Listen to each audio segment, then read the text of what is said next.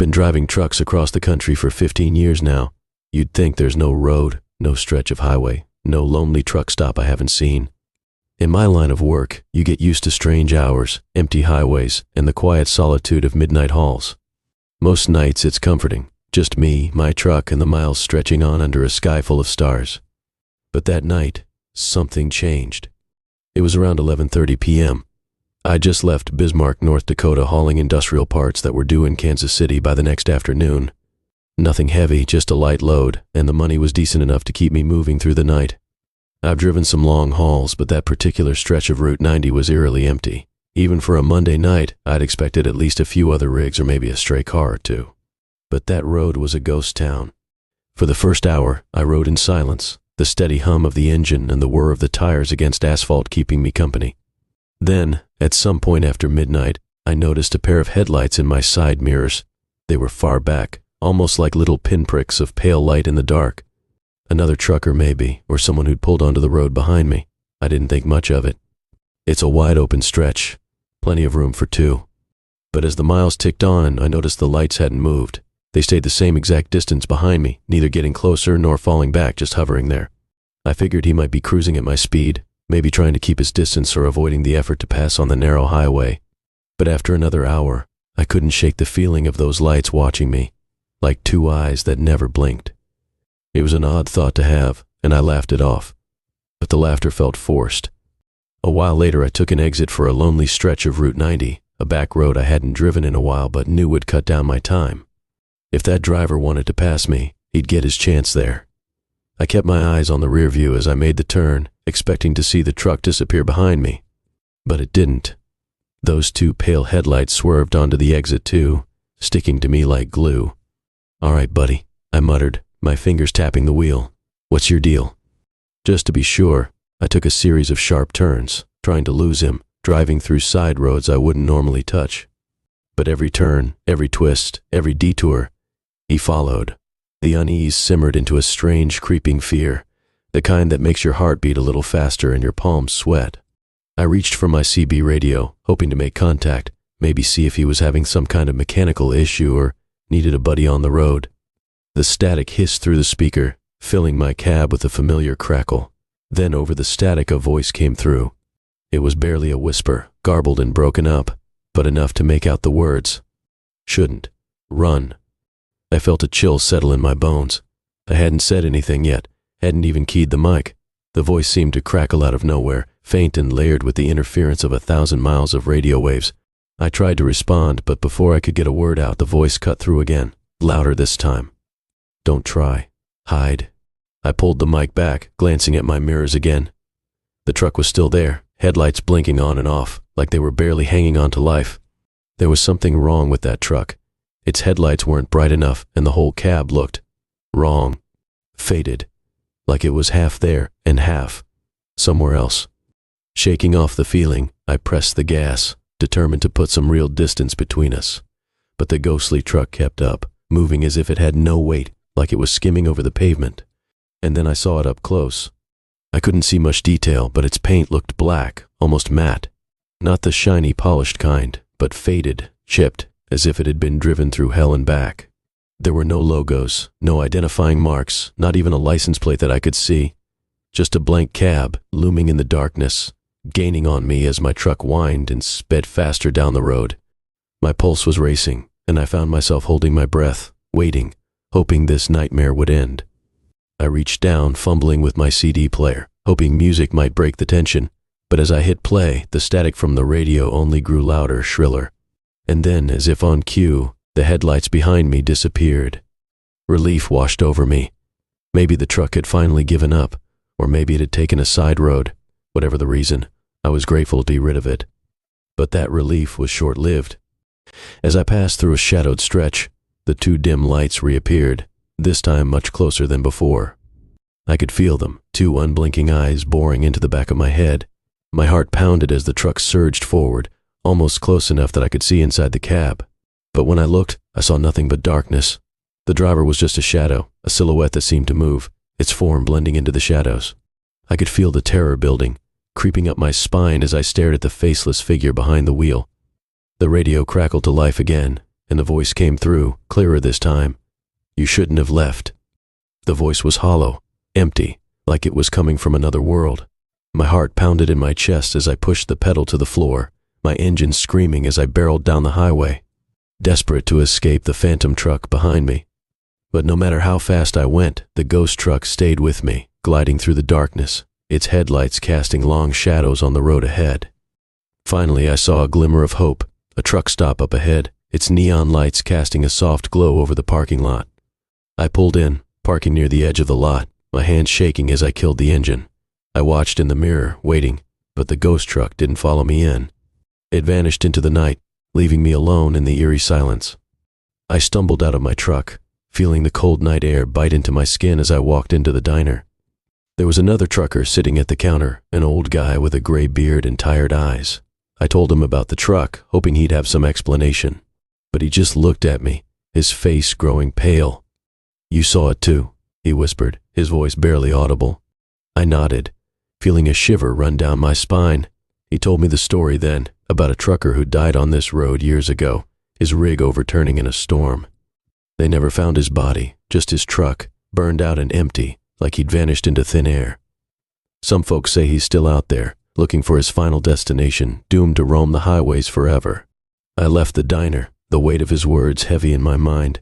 When I got back to my truck, I felt a strange presence, a cold emptiness that seemed to linger in the air. I started the engine, pulling back onto the highway, but I couldn't shake the feeling that I was being watched. And then, just as I thought I was free, I saw them, two dim lights flickering in my mirrors, closer than ever. The ghost truck was back, its headlights casting an eerie glow over the road as it followed me into the darkness. The radio crackled to life one last time, the voice whispering, "You can't escape." My name is Jack, and I've been a long-haul trucker for the better part of a decade. I've seen my fair share of strange things on the road, but nothing could prepare me for what happened one fateful night in the middle of nowhere. It was a crisp autumn evening in 2022, and I was driving through a desolate stretch of highway in rural Montana. The sun had just dipped below the horizon, leaving a purple-black sky dotted with stars. My rig rumbled down the road, the engine's growl filling the silence. I had been on the road for hours, fueled by coffee and classic rock blaring from the radio. Just as I was about to switch stations, something caught my eye, a flickering light up ahead. As I got closer, I realized it was a fire, bright and warm against the cold night. Curious, I slowed down, thinking it might be an accident or maybe a roadside campfire. I pulled my truck over to the side of the road and stepped out, the cool air hitting me like a splash of cold water. A group of 5 people stood around the fire, illuminated by the orange flames, swaying gently to the music playing from a small Bluetooth speaker. They seemed to be having a good time, laughing and dancing, their faces glowing in the firelight. As I approached, I noticed their clothes were outdated, as if they'd stepped right out of the 1970s. The women wore flowing dresses, while the men sported bell-bottoms and colorful shirts. It was a strange sight, but I brushed it off as just a group of partygoers enjoying the night. "Hey," I called out as I got closer. "What are you guys doing out here?" They turned to me, and my heart sank. Their eyes held a strange, hollow quality, as if they weren't entirely there. But they smiled widely, their expressions unsettling yet inviting. "Come on over," one of the women beckoned, her voice lilting like the music. "Join us. The night is young." I hesitated, sensing something was off. I'm just passing through. I thought there might be trouble or something. You guys okay?" "We're just having a little party," said a tall man with wild hair, swaying as if caught in a rhythm only he could hear. "Why don't you dance with us?" I chuckled nervously, glancing around at the others. They all seemed to be lost in their own world, moving to the music with a strange grace. But that hollow look in their eyes was unsettling, and I felt a cold chill run down my spine. "Really, I should get going," I said, taking a step back. "I have a delivery to make." "Don't leave so soon," another woman chimed in, her smile widening. "You'll miss out on all the fun. Come and dance. We can make it a night to remember." I shook my head, trying to clear the growing unease in my gut. "Thanks, but I really can't." But before I could finish, the music shifted to a slow, haunting tune that sent shivers down my spine. The fire crackled, and the flames danced wildly, casting eerie shadows against the trees. My instincts screamed at me to get back to my truck, to leave this strange gathering behind. "Okay, I really need to go," I said, turning back toward my rig. As I reached my truck, I heard the voices behind me grow softer, but the invitation was still there, echoing in the night. "Stay with us. Don't leave." I climbed into the cab, heart racing. I slammed the door shut and locked it, fumbling with the keys as I started the engine. The rumble of the truck's engine felt comforting against the strange atmosphere outside, but just as I was about to pull away, I caught a glimpse of movement in my side mirror. One of the figures, a woman in a flowing dress, had come closer, her face now pressed against the glass. I could see her pale features contorting into a mix of joy and desperation. The air turned heavy, and a sense of dread enveloped me. "Let's dance, Jack," she mouthed, but no sound came out. I could feel my heart racing as I shifted the truck into gear, my foot hovering above the accelerator. I couldn't shake the feeling that something was terribly wrong. Just as I pressed down on the gas, a loud thud reverberated through the truck, making me jump. My eyes shot to the front windshield. One of the men was pounding on the hood, his face twisted in a manic expression, eyes wide and unblinking. "Don't leave," he screamed, the sound echoing in the stillness of the night. "We just want to dance." Panic surged through me, and I slammed the truck into reverse, tearing away from the firelight and back onto the road. But the shadows seemed to cling to me, the figures dancing along the roadside, their laughter echoing in the darkness. I could barely breathe, my mind racing as I tried to make sense of what was happening. Suddenly, the truck jolted as if something had grabbed hold of the rear, yanking me backward. I spun the wheel, fighting to maintain control, but the road ahead was a blur. I caught sight of the woman again, her ghostly figure floating just outside my window, beckoning me back. "Jack, come back. We need you." The engine sputtered, and I could feel a weight pressing down on the cab, making it hard to steer. The music from earlier played in my head, a haunting melody that lulled me into a trance. But I shook my head violently, forcing myself to focus. I finally caught a break, finding a straight stretch of road ahead. I pressed down on the accelerator, the engine roaring to life as I sped forward, desperate to escape. But just as I thought I'd left them behind, I felt a sharp jolt, and the truck shuddered violently. I glanced in the rearview mirror and my blood ran cold. The figures were all there, now swirling around my truck, dancing in a circle as if mocking my attempts to flee. "Come back, Jack," they called in unison, their voices merging into one chilling harmony. "Join us." I slammed on the brakes, feeling the truck lurch forward as I skidded to a stop. I was sweating, heart racing, feeling utterly trapped. There was nowhere to go. The road was empty, and the shadows closed in around me, blocking out the moonlight. Suddenly, I heard a deafening crash on the passenger side. I turned, and to my horror, I saw the tall man had climbed onto the hood, his face pressed against the glass. His eyes were wild, filled with a frenzied energy. "You can't escape us," he shouted, and I could see his mouth forming a wide grin that sent chills down my spine. I fumbled for my phone, hands shaking as I tried to call for help, but there was no service out here, no signal in the dead of night. The whispers returned, louder now, wrapping around me like a thick fog. "Join us. Dance with us." I could feel the heat from the fire behind me, its glow illuminating the shadows, and I fought against the paralysis creeping over me. I kicked the truck into reverse, determined to break free. But as I did, the headlights illuminated something on the road ahead, an old, battered pickup truck. It was abandoned, the tires flat, covered in rust. I barely had time to register what I was seeing when the figures suddenly surged toward me, their movements synchronized, like a macabre dance. I threw the truck into drive, narrowly avoiding the figures as I sped past the abandoned truck. The laughter echoed in my ears, mixing with the old music that had begun to play from nowhere. "Jack, you can't escape the dance." The road twisted and turned, but I pushed the accelerator to the floor, desperate to put as much distance between me and the shadows as I could. I didn't dare look back, but I could feel their presence lingering just out of sight, a weight in the air that made my skin crawl. Suddenly, the truck lurched again, and I felt something hit the back. Panic surged anew as I glanced in the mirror, and my heart dropped. The figures had formed a line, their arms outstretched as if reaching for me. I veered off the road, hoping to escape into the woods, but the truck sputtered, choking on the uneven ground. I slammed on the brakes, and the engine died, leaving me in complete darkness, surrounded by the whispering trees. I was alone, or so I thought. The figures surrounded my truck, their faces illuminated by the dying glow of the headlights, They smiled, their expressions twisted into something sinister yet alluring. "Join us, Jack," they called, their voices harmonizing in an eerie melody. Fear twisted in my gut as I fought to regain control. I swung the door open and stumbled out into the night. The moment my feet hit the ground, the laughter erupted around me, echoing through the trees. "Come dance with us." With a surge of adrenaline, I turned and ran into the woods, branches scratching at my face and arms. The laughter followed me, taunting me, as I pushed deeper into the darkness. I didn't know where I was going, I just needed to get away from them. But the whispers grew louder, reverberating in my head, pulling me back. "Join us, Jack, dance!" I stumbled, falling to the ground as exhaustion overcame me. I could hear them getting closer, their footfalls echoing in the night, a symphony of shadows closing in.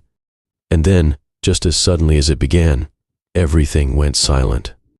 I lay there, heart pounding, straining to hear anything in the stillness. I pushed myself up slowly, glancing around. The forest was quiet, as if the night had swallowed the laughter whole. But then, from behind me, I felt a presence. I turned, and there she was, the woman in the flowing dress, her face illuminated by an ethereal glow. "Join us, Jack," she whispered, her voice a haunting melody. "You'll never be alone again." I felt the pull, the urge to step closer, to embrace the darkness that offered companionship in the form of the dance. But deep down I fought against it, knowing that to join them would mean losing myself forever. With one final surge of strength, I turned and ran back toward the road, pushing through the underbrush, ignoring the pain in my legs. The distant glow of my truck beckoned me like a lighthouse in the storm. I burst through the trees, my breath coming in ragged gasps. The truck stood eerily still, the shadows lingering around it, but I didn't hesitate. I jumped inside, slamming the door shut behind me. With trembling hands, I turned the ignition, the engine sputtering to life. The shadows danced outside the windows, and I could hear their laughter rising in a crescendo, but I slammed the gas pedal to the floor, spinning the tires in the dirt. As I tore down the road, the figures faded into the darkness behind me, their voices becoming a mere echo. I didn't stop until the lights of a distant town broke through the night, the warmth of civilization washing over me. I pulled into a gas station, heart racing, and rushed inside, gasping for breath. The clerk behind the counter looked at me with concern. "Are you all right, man?" I glanced back out the door, half expecting to see the figures standing there, waiting for me to return. But the road was empty, and the night was still. Just get me a coffee," I stammered, trying to shake off the terror that gripped me. As I waited for the coffee to brew, I felt the weight of what had happened settle in. Those shadows, those figures, they were not just figments of my imagination. They were real, and they danced out there, waiting for their next guest to join their eternal celebration. I shuddered at the thought, knowing that every trucker who passed through that desolate stretch of highway would one day hear their haunting invitation, "Come dance with us." My name is Jack Reynolds, and I've been a long-haul trucker for over 15 years. The road is my home, the cab of my rig my sanctuary, but lately, something's been off. It started with the shadows that danced just beyond my headlights and the whispers I thought I heard while I drove through the night. My buddy Mark told me it was just the isolation playing tricks on my mind, but I knew better. One late autumn night, I was barreling down a stretch of lonely highway somewhere in the middle of nowhere. The air was crisp, the moon hanging low and full, casting a silver glow over the road ahead. I had just crossed into a more rural area, and the lack of other vehicles made the silence even more palpable. I'd been driving for hours, the monotony of the asphalt making my eyelids heavy. That's when I saw him. A figure standing on the side of the road, thumb extended. He looked ragged, wearing a worn-out jacket and jeans that were frayed at the edges. I slowed down, heart pounding, and pulled over. As I rolled down the window, the man approached, his face partially obscured by the shadows. "You heading toward Carson?" he asked, his voice gravelly but surprisingly calm. "Yeah, hop in," I replied, unsure but compelled to help. He climbed into the passenger seat, and I caught a better glimpse of him. His hair was wild, and his eyes had a frantic glint, but I shrugged it off. After all, it was just a hitchhiker. "I appreciate it," he said, adjusting himself in the seat. "Been waiting for hours." "Where you coming from?" I asked, shifting the gear into drive and pulling back onto the road. "Just out in the woods. Got lost while hiking. No one around to help me." His tone was casual, but something in his eyes made me uneasy. We drove in silence for a few minutes. They only sound the hum of the tires on the road. I kept glancing at him, trying to gauge if he was harmless. Ever had a night where it felt like the world was watching you? He suddenly asked, his voice barely above a whisper. Yeah, sometimes, I replied, unsure of where he was going with this. Why? He leaned closer, and I could smell the earthy scent of dirt and sweat clinging to him. I was out there in the woods for days. I could feel it, you know. Something was out there, watching. I tried to laugh it off, but the chuckle died in my throat. You're probably just tired. The woods can mess with your mind. He shook his head, his eyes wide with fear. No, you don't understand. I heard whispers. They told me to leave, but I couldn't. I was drawn to something, a fire in the distance flickering like a beacon. But when I got closer, he paused, his voice trembling. What happened? I asked, genuinely intrigued now. They were waiting for me, he said, his expression turning grave. They want to take me back, and if they see me leave with you, they'll come for you too. My heart sank, a knot forming in my stomach. You're scaring me, man, I said, trying to keep my voice steady. You should be scared, he replied, his tone darkening. I can't let them find you. They'll follow. Just then, I noticed movement in the rearview mirror. A dark shape loomed behind us, merging with the shadows cast by the trees. I glanced back, squinting through the glass. What the hell is that? The hitchhiker froze, eyes wide, staring out the window. It's them, he whispered, his voice barely audible. Who? I asked, my pulse racing. Keep driving. Don't stop for anything. I pressed the accelerator, the truck lurching forward as I tried to shake off the dread pooling in my gut. But the shape behind us wasn't just a figment of my imagination. It was a vehicle, its headlights piercing through the darkness like a predator's gaze. I glanced at the hitchhiker.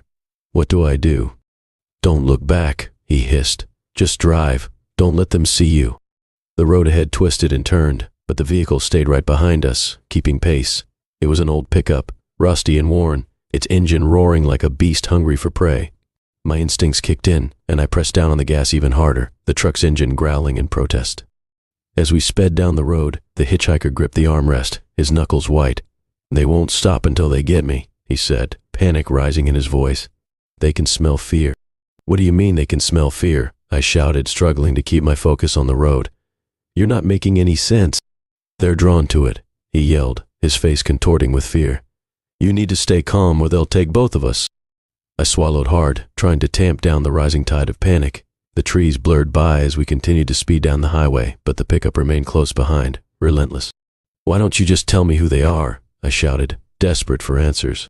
Just keep driving, don't stop, he repeated, eyes darting between the windshield and the rearview mirror. My heart pounded as I looked ahead. The road twisted through dense woods, the branches stretching like skeletal fingers above us.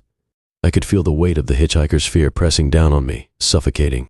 Then, the pickup surged forward, its headlights illuminating the back of my truck, casting grotesque shadows that danced on the pavement.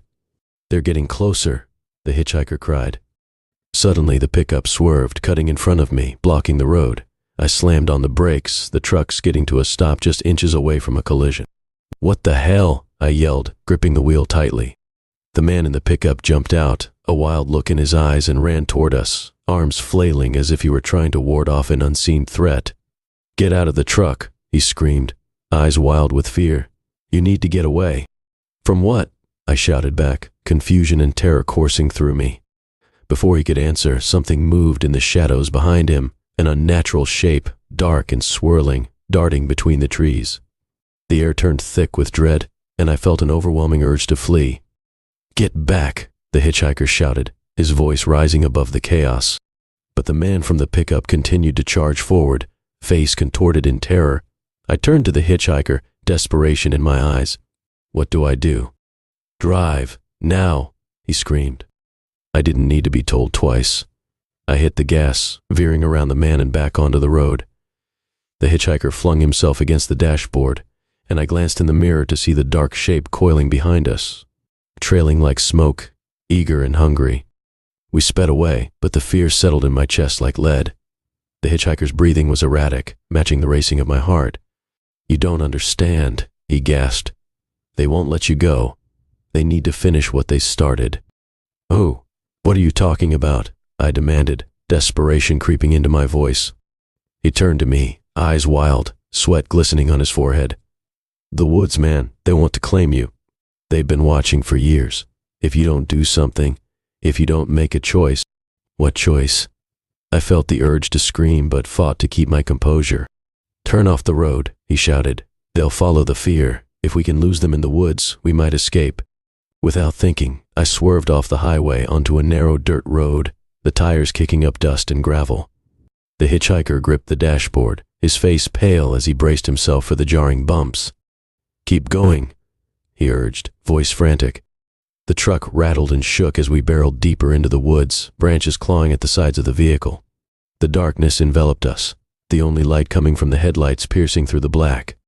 As I drove further in, I noticed the sounds of the forest shift. The usual rustling of leaves and distant animal calls faded into an eerie silence, broken only by the roar of the engine. The air felt charged, alive, and the darkness thickened around us, pressing in like a vice. I could feel it now, a weight, a presence lurking just beyond the reach of the headlights. "They're still coming," the hitchhiker said, his voice trembling. "You need to find a place to hide." I scanned the area looking for any sign of refuge. Up ahead, I spotted a small clearing, a rundown cabin half hidden by trees. Without hesitation, I aimed for it, my heart pounding as we approached. "Go in," the hitchhiker urged, nearly leaping from his seat as I slammed the truck to a halt. I flung open the door, and we rushed inside the cabin, the door creaking ominously behind us.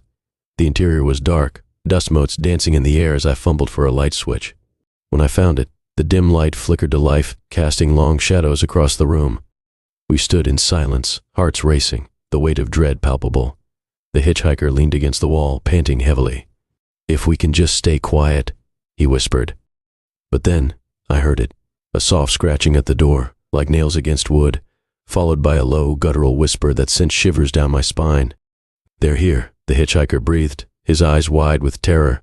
"We can't let them in. Whatever you do, don't let them in." I nodded, my heart pounding. We backed away from the door, searching for something, anything, that could be used as a weapon. A rusty old axe hung on the wall, and I grabbed it, the weight feeling heavy in my hands. The whispers outside grew louder, a cacophony of unintelligible voices, blending into an eerie melody that sent chills down my spine. It felt as though the very walls of the cabin were closing in on us. I could see shapes shifting beyond the small window, shadows flickering just outside the reach of the light. "They're trying to lure us out," I realized, adrenaline surging through me. The hitchhiker's eyes darted around the room. "We can't let them win. They want us to give in to our fear." "What do we do?" I asked, panic rising in my throat. "Fight," he shouted, and in that moment, I felt an intense surge of determination. The whispers grew more urgent, pressing against our minds like a relentless tide. "Open the door, come out," they beckoned. "Join us." "Don't listen to them," I yelled, gripping the axe tighter. "They're lying." But even as I spoke, I could feel the doubt creeping in. The shadows danced, warping in ways that made my skin crawl. The hitchhiker seemed to sense my wavering resolve. "You have to push it away, focus." With every ounce of strength, I fought against the darkness closing in on us. The whispers clawed at my sanity, but I kept reminding myself why I was there. The shadows were just illusions, manifestations of fear. The door rattled violently, and I swung the axe down against the wooden frame, splintering it. "Get away!" I shouted, the sound echoing through the cabin. Suddenly, the door slammed open, and a figure loomed in the doorway, cloaked in darkness. I swung the axe again, but it passed right through the figure as if it were made of smoke. The entity's eyes glowed with malevolence, and it grinned, revealing jagged teeth. In that moment, I understood. The fear wasn't just mine, it was a collective terror feeding this entity, this force. We were standing at the precipice, teetering between surrender and defiance. "Fight it," I screamed at the hitchhiker, who stood frozen in fear. "Don't let them take you." The shadows hissed and shrieked, their voices a chaotic blend of rage and sorrow. I could feel the tension crackling in the air. The figure lunged at us, and I swung the axe again, this time with all the strength I could muster. It connected, a shock of energy radiating through me as the figure dissipated into darkness. But even as I felt the momentary victory, I could sense more shadows closing in, swirling with a hunger that made my skin crawl. "Keep fighting," I shouted, turning to face the oncoming tide of darkness. "We can't give in." The hitchhiker finally snapped out of his stupor, grabbing a nearby chair and smashing it against the wall. "We're not alone," he cried. as if the act of defiance sparked something within him. Together we fought against the shadows, swinging and striking, refusing to succumb to the terror that threatened to overwhelm us. The darkness writhed and twisted, but with every blow, it weakened, the whispers fading into the night. Finally, as dawn began to break, the shadows recoiled, and the last of the figures dissipated like mist in the morning sun. We stood panting in the cabin, hearts racing, the light washing over us like a cleansing tide. "We did it," I breathed, disbelief settling in. But even as relief flooded through me, I couldn't shake the feeling that the shadows would return, drawn to the fear that lingered. The hitchhiker turned to me, a haunted look in his eyes. "You have to be careful, they're always watching. Always waiting." I nodded, knowing that the road would never truly be safe again. The darkness lurked just beyond the horizon, ready to pounce when I least expected it. But for now, I had fought back, and as I stepped outside the cabin, the sun rising high, I felt a flicker of hope in the depths of my soul. I wouldn't let the shadows win, not today. My name is Mark, and I've been a long-haul truck driver for over a decade. The rhythm of the road, driving through the night, the lull of the engine, and the flashing lights of oncoming cars has become second nature to me. But some nights feel different, and I've learned to listen when the road whispers dark secrets. It was late October 2022, and I was hauling a load of frozen goods across the Midwest, destined for a warehouse on the outskirts of a small town. The night air was thick, heavy with an unshakable tension. As I approached a lonely diner for my first stop, a sense of foreboding settled in my gut. The diner, illuminated by flickering neon signs, looked like a relic from another time. The moment I stepped inside, the smell of greasy fries and burnt coffee hit me like a wave. The place was nearly empty, just a couple of truckers hunched over their meals, an old man buried in his newspaper, and a couple in the back, heads close together, whispering conspiratorially, "Your food's coming right up." The waitress, a woman named Sarah, said with a smile that didn't quite reach her eyes. I slid into a booth, trying to shake off the creeping unease that wrapped around me like a shroud. As I waited for my burger, I couldn't help but overhear a conversation at the counter. "The road's dangerous tonight," a tall figure in a long coat said, his voice gravelly and low. I could only see his silhouette against the harsh diner lights. Sarah chuckled nervously. "It's always dangerous out here, Charlie." "No, not like this," he said, his tone suddenly serious. "Something's not right." His gaze flicked me for a moment, sending an involuntary shiver down my spine.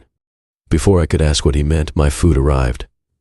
I forced myself to eat, but my appetite had vanished. The atmosphere was thick with tension, and I couldn't shake the feeling that something unseen was watching me. Charlie turned to leave, and as he passed my booth, he paused, fixing his gaze on mine. "Watch your back, driver," he warned before vanishing into the night. I nodded, swallowing hard, my heart racing. Once I finished my meal, I paid Sarah, who looked concerned. "You be careful out there, Mark," she said quietly, her voice barely above a whisper. I nodded again, forcing a smile as I stepped outside into the biting cold. As I climbed back into my truck, the shadows seemed to stretch longer, the darkness closing in around me. I took a deep breath and pulled away from the diner, the tires crunching against the gravel. Hours later, I pulled into a gas station. The fluorescent lights flickered above, casting unsettling shadows across the pavement. As I filled up, I noticed the old man from the diner pacing nervously inside the store. He glanced at me, his eyes wide. "You be careful, son. There are things out here that aren't right." "Yeah, I'll be fine," I replied, trying to dismiss his warning, but unease twisted in my stomach. As I paid for the gas, I overheard the cashier, a young woman with dark circles under her eyes, speaking to another customer. "They say the highway's haunted. People go missing all the time." A chill ran down my spine. I turned to leave, but the cashier added, "Don't let the shadows get you." I muttered a quick thanks and climbed into my truck, my heart racing as I pulled away. The shadows loomed larger than ever, and every sound outside felt magnified, as if the darkness itself was alive. The next stop was a truck stop a few miles down the road. It was quiet, the flickering lights casting an eerie glow on the nearly empty lot. As I stepped inside, I ordered a coffee and settled into a booth, trying to shake off the sense of dread that clung to me. Suddenly, the door swung open, and a gust of cold wind rushed in. A group of 5 people entered, laughing too loudly, their bright clothes stark against the dull interior.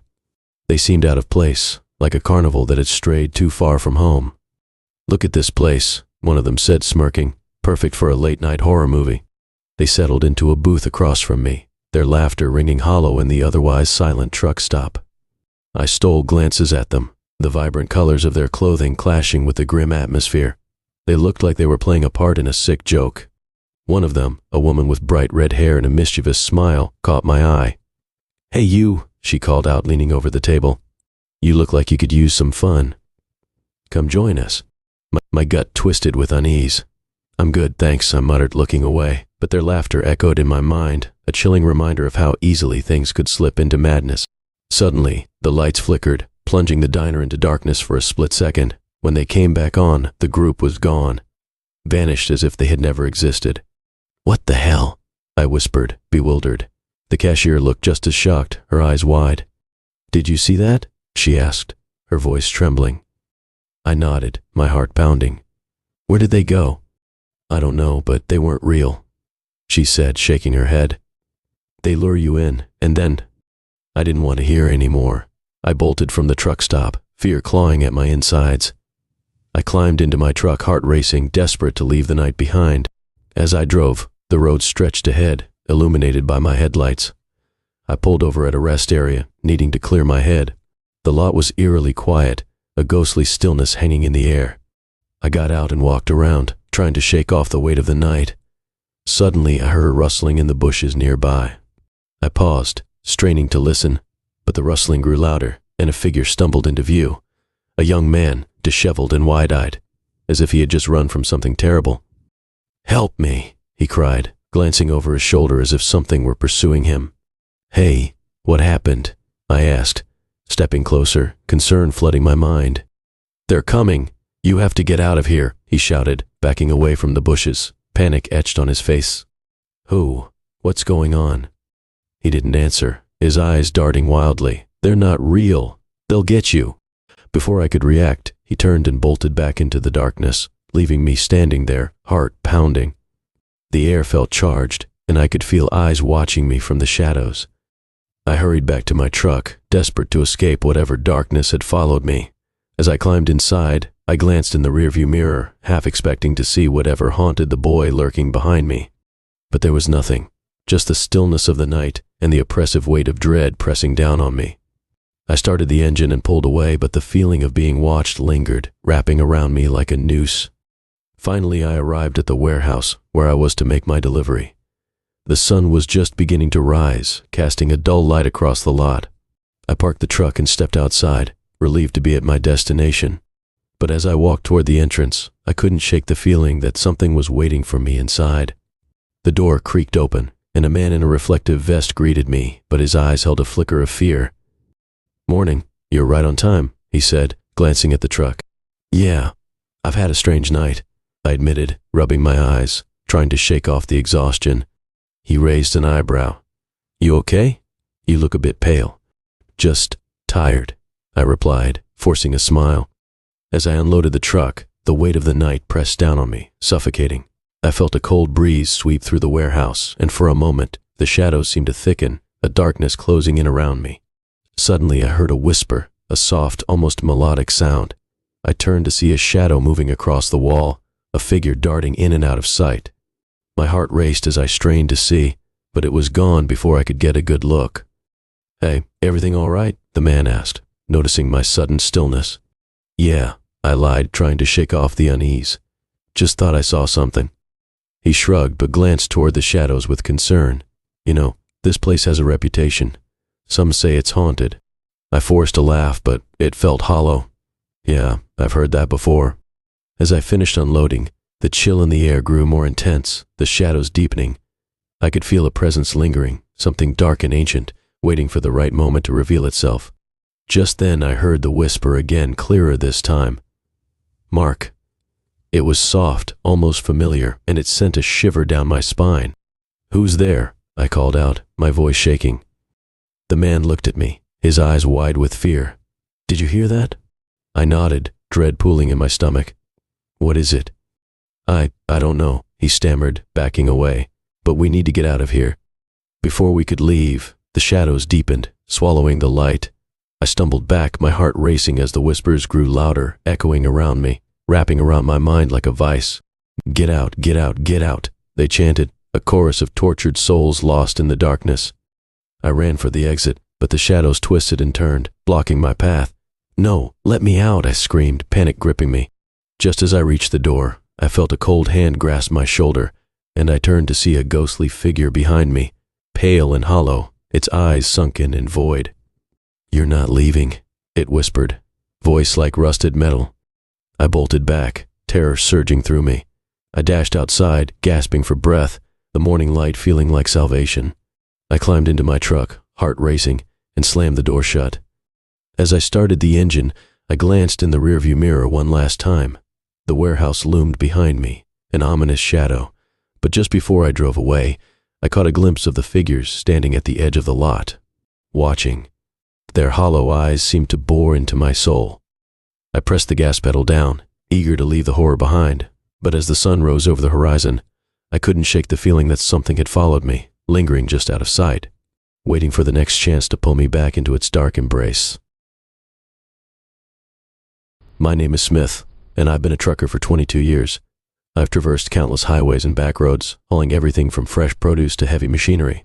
It's a solitary life, filled with long stretches of road, the hum of the engine, and the occasional diner or rest stop where I catch a few hours of sleep. But despite the isolation, I find a certain peace in the rhythm of the road. My latest haul took me deep into the heart of the Pacific Northwest, a sprawling forest region that often feels like it's from a different time. The trees are ancient, towering giants that block out most of the sunlight, casting long shadows that dance eerily across the asphalt. This was the kind of place that inspired countless campfire stories, tales of the supernatural lurking just beyond the tree line. On this particular trip, I had a tight schedule. I was tasked with delivering a load of supplies to a remote logging company that operated deep in the forest.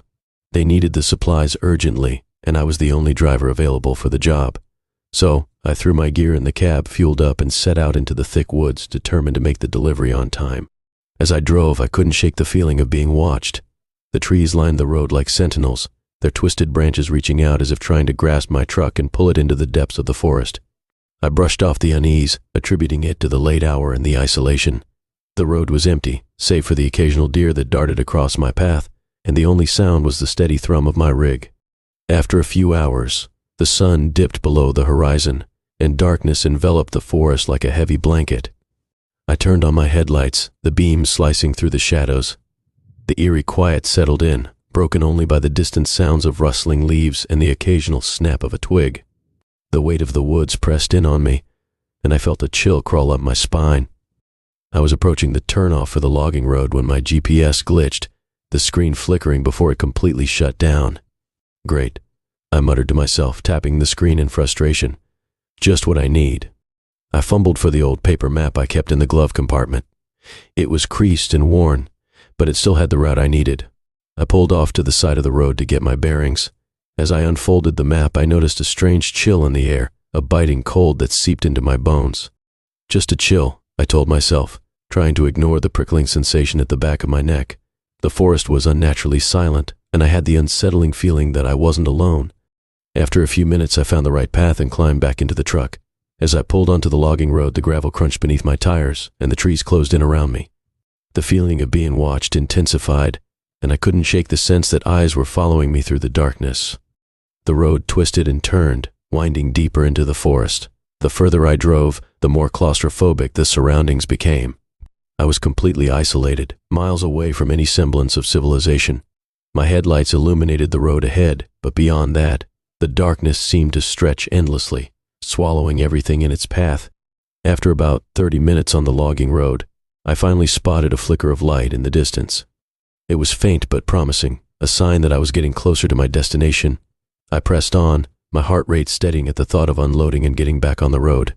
As I approached the clearing, my headlights illuminated the logging company's main building.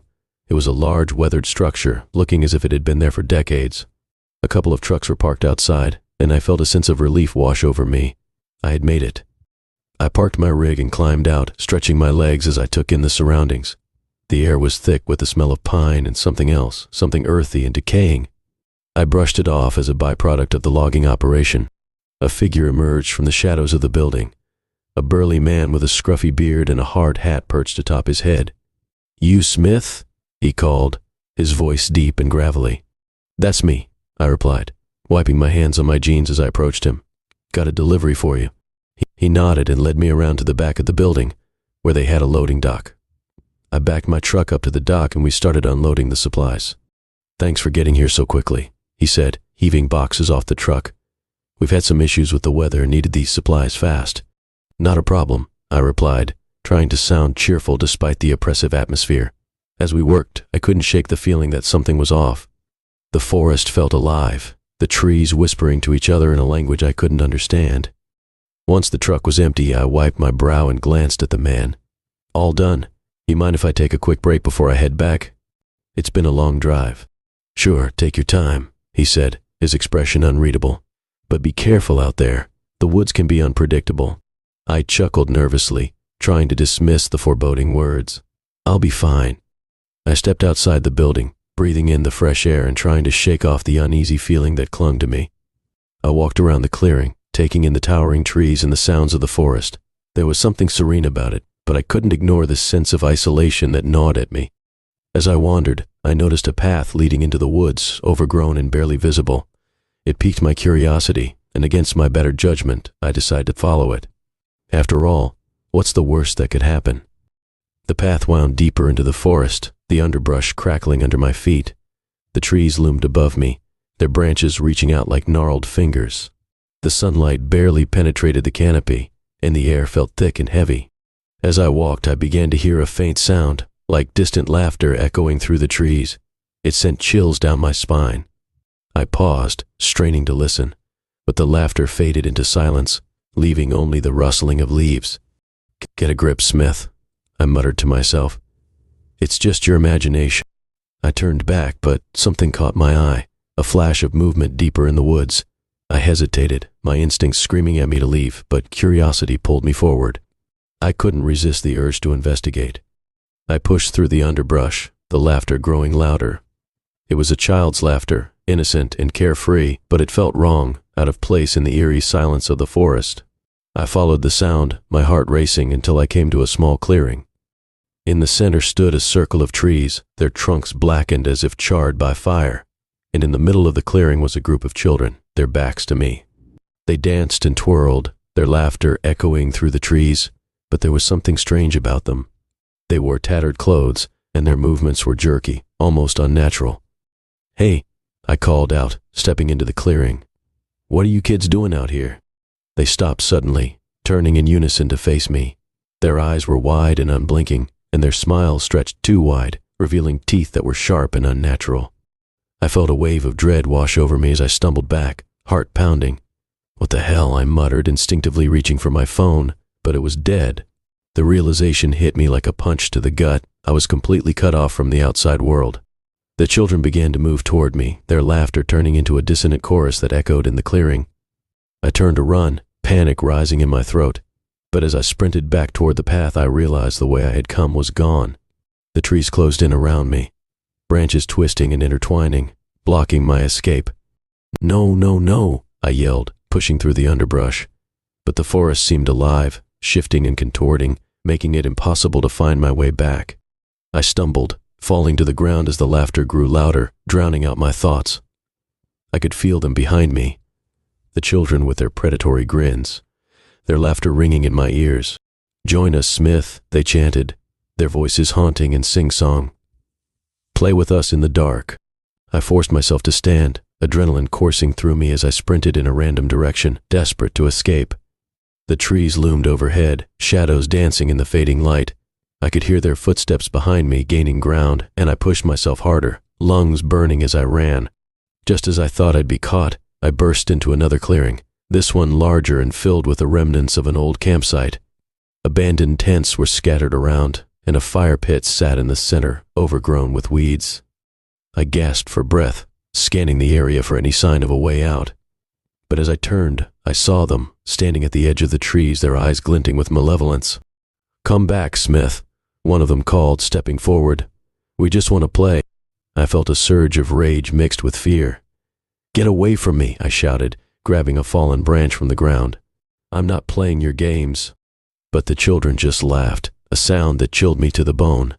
They advanced slowly, their movements almost fluid as they surrounded me. I swung the branch wildly, desperate to keep them at bay, but they didn't flinch. "Don't you want to stay with us forever?" they taunted, their voices echoing in my mind. I fought against the growing despair. I couldn't let them win. I turned and ran again, darting toward the far side of the clearing, hoping to find a break in the trees. As I ran, the laughter grew fainter, and I felt a glimmer of hope. I pushed through the underbrush, stumbling and clawing my way forward. The sounds of the forest surrounded me, the wind whispering through the leaves, urging me on. Finally, after what felt like an eternity, I broke through the trees and onto a familiar path. My heart soared with relief as I recognized the way back to the logging company. I sprinted down the road, fueled by sheer terror. I burst into the clearing, gasping for breath. The man was still outside, and he looked at me with surprise as I stumbled toward him. "Smith, what happened?" he asked, concern etched on his face. I tried to explain, but the words tumbled out in a jumbled mess. "Children, in the woods. Hay wanted me to play," I gasped, pointing back toward the forest. "We have to get out of here." He frowned, glancing toward the trees. "There's nothing out there, man. Just the forest." But I shook my head, my heart racing. "No, I saw them. We need to leave now." He took a step back, his expression shifting from concern to suspicion. "You sure you're okay? Maybe you should sit down." "Not a chance," I shouted, panic flooding my veins. "Get in the truck. We need to go." Finally, he relented, rushing to his own truck. I followed him, jumping into the passenger seat and slamming the door shut. As he started the engine, I glanced back at the trees. For a moment I thought I saw them watching me, their eyes glinting in the dark, a twisted grin spreading across their faces. "Drive," I yelled, and he obeyed, spinning the wheel and flooring the gas. We tore down the logging road, the truck bouncing over the rough terrain as we escaped the clearing. I could still hear the laughter echoing in my ears, a haunting melody that would forever linger in the back of my mind. As we reached the main road, I let out a breath I didn't realize I was holding. We were safe, for now. But as I glanced back at the forest, I knew the children were still there, waiting for their next victim. I'd learned something that night, a lesson etched in the marrow of my bones. The woods were not just trees and shadows, they were alive, filled with secrets and darkness. And I would never forget the laughter that followed me in the dark. From that day on, every time I hit the road, I'd think back to that night, to the children who danced in the moonlight, forever beckoning those foolish enough to venture too far into the heart of the woods. My name is Greg Thompson, and I've been a long-haul trucker for the better part of 2 decades. I've seen it all, the good, the bad, and the downright terrifying. But nothing prepared me for the night I found myself at the Harvest Moon Diner, a roadside joint that looked like it hadn't changed since the 1980s. It was late, around 2:00 a.m., when I pulled into the diner's dimly lit parking lot. The neon sign buzzed, flickering intermittently, as if it were trying to decide whether or not to stay lit. After hours on the road, my stomach growled like a bear, and I needed a break. The Harvest Moon seemed like the perfect place for a quick meal before I hit the highway again. I stepped inside and was greeted by the warm, greasy scent of fried food and burnt coffee. The diner was sparsely populated, with just a few patrons scattered around. A middle-aged couple sat in a booth sharing a slice of pie, while a trucker, much like myself, sat at the counter, his head resting on his arms as he dozed off. I slid onto one of the red vinyl stools at the counter, the faux leather cracked and worn. A waitress named Linda approached, her name tag askew, a tired smile on her face. "What can I get you?" she asked, her voice thick with the southern drawl. "I'll take the special," I replied, glancing at the chalkboard above the counter. "And a cup of coffee." "Coming right up," she said, shuffling off to the kitchen. As I waited, I took a moment to look around. The diner was decked out with vintage memorabilia, old license plates, faded photographs, and an ancient jukebox in the corner that looked like it hadn't played a tune in years. The atmosphere was almost comforting in a way, like stepping back in time to a simpler age. But there was something off about the place. The couple in the booth was whispering to each other, glancing nervously toward the back of the diner. The trucker at the counter had shifted, waking up just long enough to glance at me before falling back asleep. I shook off the feeling of unease and focused on my coffee when Linda returned with my meal. "Here you go, hun. 1 special and coffee," she said, placing the plate in front of me with a smile that didn't reach her eyes. "Thanks," I said, eager to dig in. The food looked and smelled amazing, a hearty plate of biscuits and gravy, eggs and crispy bacon. I took a big bite, savoring the flavors, when I noticed the door swing open with a loud creak. A man stepped in, his presence commanding attention. He wore a dark jacket and a baseball cap pulled low over his eyes. The moment he entered, the mood in the diner shifted. Linda's smile faded, and the couple stopped whispering, their eyes glued to the newcomer. He moved to the counter and sat down a few stools away from me, his demeanor unsettling. "What's good here?" he asked, his voice gravelly. "Everything's good," Linda replied cautiously, her tone shifting slightly. "But I recommend the special." He smirked, and I felt a chill run down my spine. "I'll take it," he said, leaning back in his seat as if he owned the place. Linda hurried off to the kitchen, and I continued eating, trying to ignore the growing tension in the air. The man kept glancing around the diner, his eyes landing on the couple before flicking back to me. I could feel his gaze boring into me, making my skin crawl. After a few moments, he leaned over to me. "You're a trucker, huh?" he said, his voice low and almost conspiratorial.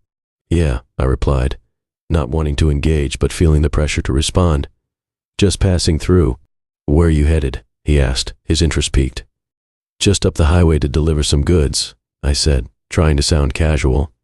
He chuckled, a low rumbling sound. "You know, this place is known for more than just food. It's got history. Some say it's haunted." I forced a laugh, trying to brush off his comment. "Yeah, right. Just a diner." "No, really," he said, leaning in closer.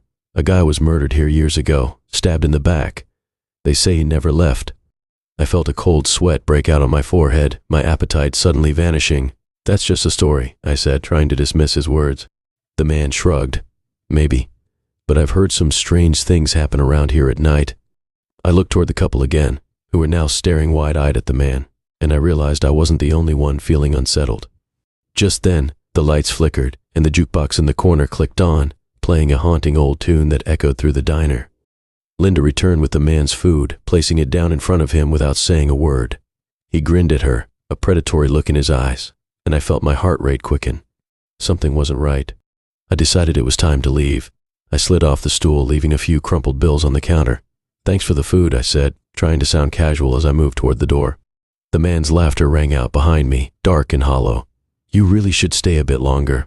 It gets interesting around here at night." I pushed the door open and stepped outside, the cool night air hitting my face. I hurried to my truck, my footsteps echoing on the pavement. I glanced back at the diner just in time to see the man standing at the window, watching me with a twisted smile. My heart raced as I jumped into the cab, locking the door behind me. I fumbled with the keys, my hands shaking as I turned the ignition. The engine roared to life, and I backed out of the parking lot, eager to put distance between myself and that diner. But as I drove away, I couldn't shake the feeling that I was being watched. I glanced in the rearview mirror and caught a glimpse of the diner fading into the darkness behind me. The man was still there, standing at the entrance, his figure silhouetted against the neon lights. I forced myself to look away and focused on the road ahead. The highway was empty, just me and the sound of my truck's engine humming along. But my mind raced with thoughts of what I'd left behind. I couldn't shake the feeling that something was off about that place. I drove on, the darkness wrapping around me like a thick fog, and it wasn't long before I spotted a rest stop ahead. I pulled in, deciding to take a moment to breathe and clear my head. The rest stop was quiet, illuminated only by the dull glow of a couple of flickering lights. I stepped out of my truck, the cool air hitting me again. I felt the weight of the night pressing down on me as I made my way to the restroom. As I entered, I flicked the switch, and the fluorescent lights flickered on, casting an eerie glow over the tiled walls. I splashed some cold water on my face, trying to shake off the feeling of dread. Just as I was about to leave, I heard the door creak open behind me. I turned, half expecting to see another trucker or a late-night traveler. Instead, I found myself staring into the bathroom mirror, and behind me stood the man from the diner, his face twisted into a sinister grin. "What the hell are you doing here?" I exclaimed, stepping back in shock. He leaned against the doorframe, his arms crossed. "I told you it gets interesting at night." Panic surged through me as I glanced around for a way out. "You need to leave me alone," I said, trying to keep my voice steady. He took a step closer, and I felt my heart pounding in my chest. "You don't understand, do you? You can't just walk away from the Harvest Moon Diner. It doesn't let you go that easily." I bolted for the door, pushing past him and bursting into the night. I sprinted toward my truck, adrenaline coursing through my veins. As I reached for the door, I heard him call out behind me. "Come back, Greg. We were just starting to have fun." I jumped into the cab, slamming the door shut and locking it. My hands shook as I started the engine, glancing in the mirror to see him standing at the edge of the rest stop, a cruel smile on his face. I backed out of the lot and flirted onto the highway, my heart racing. The lights of the rest stop faded behind me, but the sense of dread didn't leave. I couldn't shake the feeling that I was being hunted, that something was following me. As I drove, I couldn't help but think back to what Linda had said about the diner being known for more than just food. The unease settled in my stomach like a rock, and I tried to push the thoughts away, focusing instead on the road.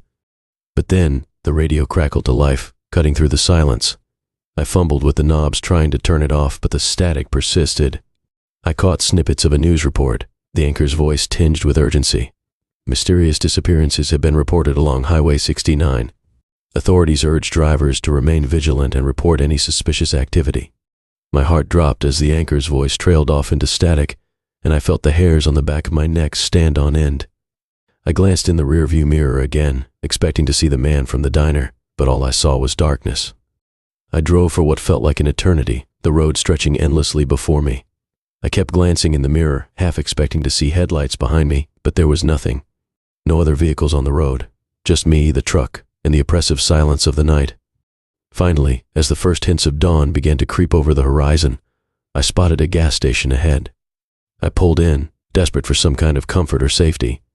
The station was closed, but I parked and stepped out of my truck, needing to stretch my legs. I glanced around, the darkness slowly lifting to reveal the world around me, but as I stood there, I couldn't shake the feeling that I was being watched. I felt the chill of the early morning air on my skin as I turned to look back toward the road. That's when I saw it, a figure standing at the edge of the gas station lot, shrouded in shadows. My breath caught in my throat as I realized who it was. The man from the diner, still wearing that same twisted smile. "Did you really think you could escape?" he called out, his voice echoing in the stillness of the morning. I turned and ran back to my truck, fumbling with the door as panic surged through me. I couldn't let him catch me. I threw the door open, jumping into the cab and slamming it shut. My hands trembled as I turned the key in the ignition, praying the engine would start. It roared to life, and I backed out of the lot as fast as I could. But as I glanced back, I saw him standing there, watching me with that same sickening grin, the dawn light casting an eerie glow around him. I didn't stop until I reached the nearest town, my heart racing and my mind in a frenzy. I pulled into a truck stop, desperately needing to escape that nightmare. As I parked and stepped out of my truck, I looked back down the highway, half expecting to see him emerge from the shadows. But the road was empty, the eerie quiet settling around me like a heavy fog. I took a deep breath, trying to calm my racing heart. But even in the safety of the truck stop, I knew I wouldn't be able to shake off the feeling that I was still being watched, still hunted. I glanced toward the diner in the distance, the harvest moon now just a fading memory. But as I walked toward the entrance of the truck stop, I could have sworn I heard a familiar voice echoing in the wind, whispering my name. Greg. And deep down, I knew I'd never be free from the darkness that haunted that roadside diner. There's an unsettling emptiness to the desert at night. Out there, the stars hang like pinpricks in a vast black void, and even the air feels thick with something ancient and watchful. I've been a long-haul trucker for more than 10 years, and I'd grown used to the strange and sometimes eerie vibe of the night roads. But one night, while I was hauling down a remote stretch of highway in the Nevada desert, something happened that still makes me question what I experienced. It was a Tuesday night in October, and I was hauling cargo down Route 50, an isolated road known as the loneliest highway in America. Nothing but scrubland and sand on either side for miles, with no light but the dim glow of my rig's headlights and the cold shine of the moon overhead. The only other vehicles I'd seen all night had been a couple of RVs, probably tourists who had no idea what they were getting into. Route 50 is a graveyard for the careless. Just after 1 a.m., my GPS went out. Not unusual, I thought. Deserts have a way of messing with signals. But then, the CB radio went out too. It crackled, hissed, then cut to static. I tapped it a few times, but nothing came through. "Fine," I muttered. "You picking tonight to give up on me?" I was used to handling things alone, but the sudden silence was unnerving. I was trying to shake off the unease when, in the glow of my high beams, I saw something up ahead. At first, it looked like a boulder or an old abandoned truck, but as I got closer, I realized it was a wreck. A semi lying on its side in the middle of the road. I slowed down, cautious. There were no lights, no hazard flares, nothing. Just the hulking shadow of a rig, overturned, half in the dirt, half on the asphalt. Its trailer lay crumpled like a piece of paper, the metal twisted and dark. I rolled to a stop about 50 feet away, keeping my high beams trained on the wreckage. It was dead silent. No sound of an engine, no sign of movement, no smoke. I'd heard stories of abandoned trucks out here, usually stolen or used for some other shady reason, then dumped and forgotten. I keyed up my CB out of habit, even though I knew it was dead. Anyone copy? Got a wreck on Route 50 mile marker? I trailed off, looking around for a mile marker, but there wasn't one in sight. In fact, nothing around me looked familiar. I'd been driving this road for years, but now, well, something was wrong. I'd barely finished speaking when a figure stepped into my headlights.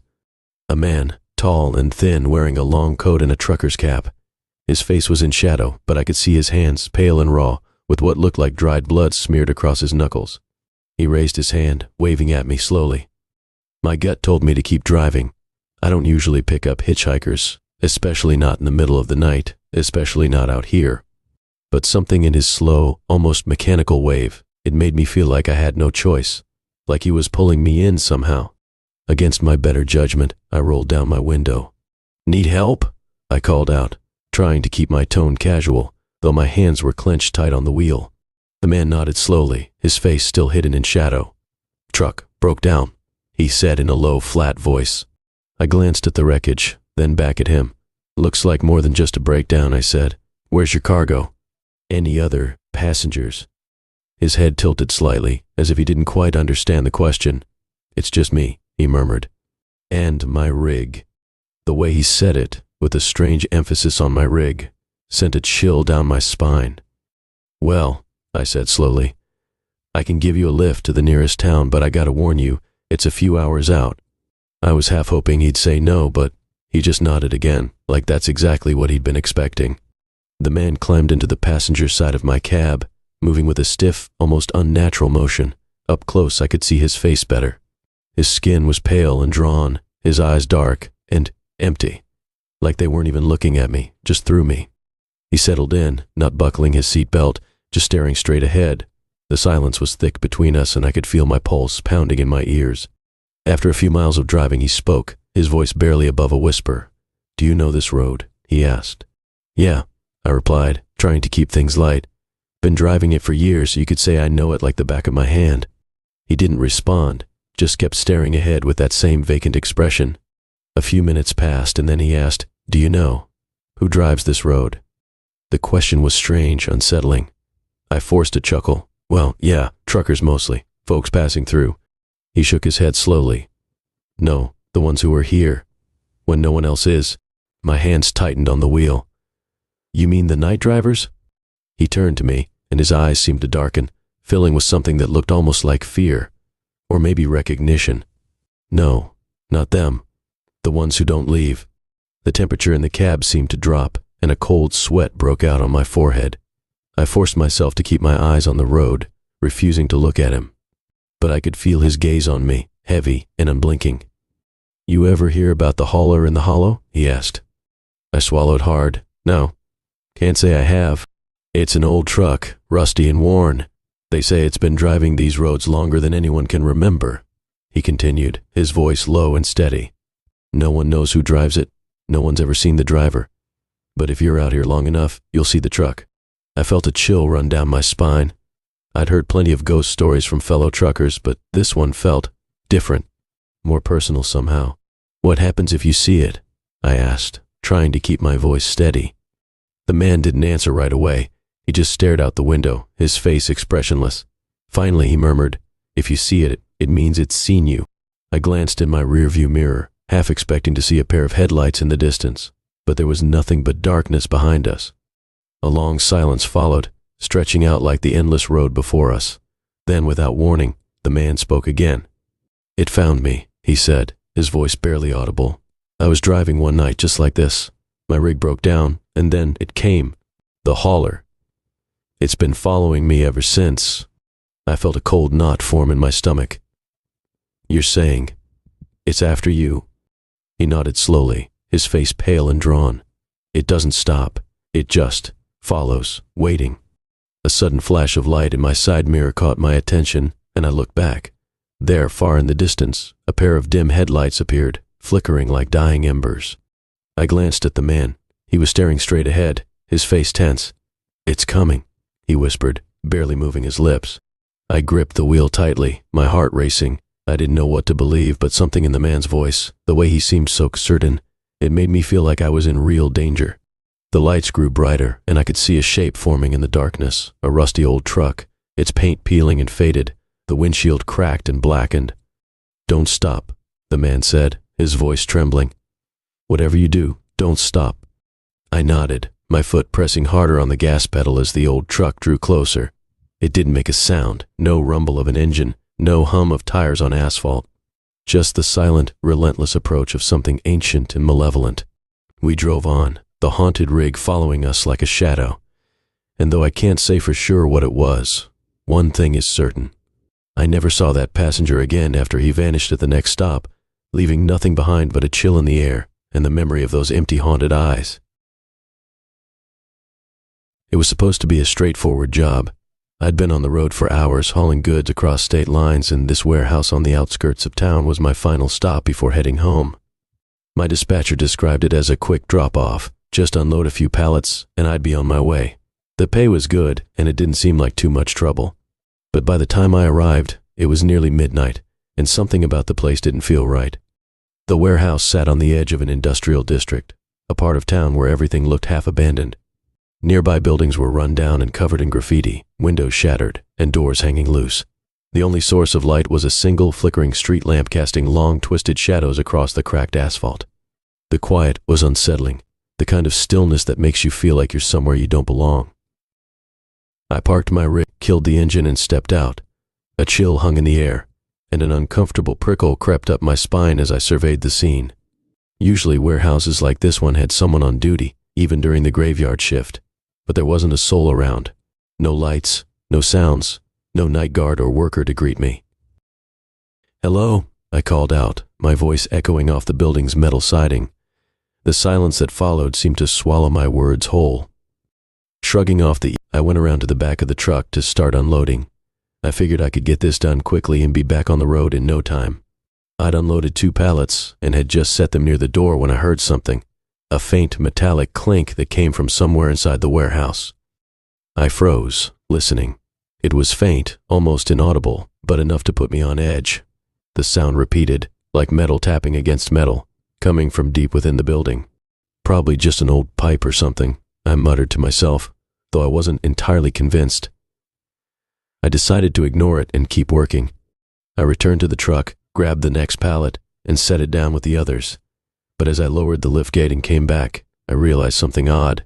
The first 2 pallets weren't where I'd left them. They'd been moved, just a few feet closer to the loading bay door. I frowned, scanning the dark around me. I was sure I hadn't misplaced them. Was someone messing with me? But then, who would be here at this hour? I took a deep breath, shaking off the unease, and repositioned the pallets. Maybe I was tired, or maybe the ground was uneven.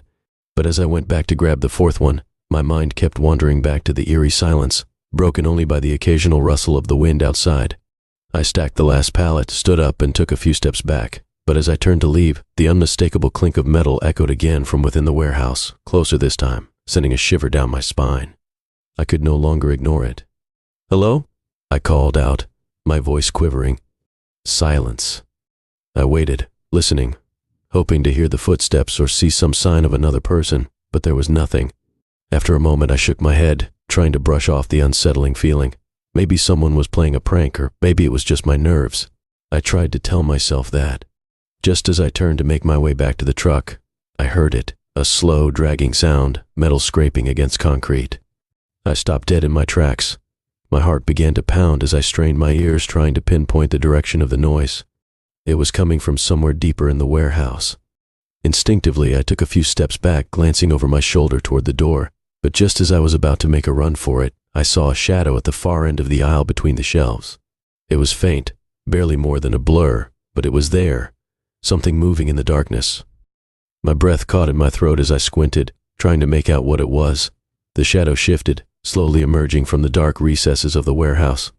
It was tall, impossibly tall, with long, gangly limbs that seemed to bend at unnatural angles.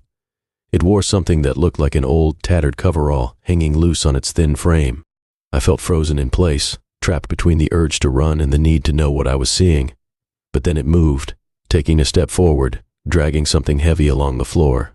A faint glint caught my eye, and I realized with horror that it was a rusted chain, a thick, heavy chain with a hook at the end.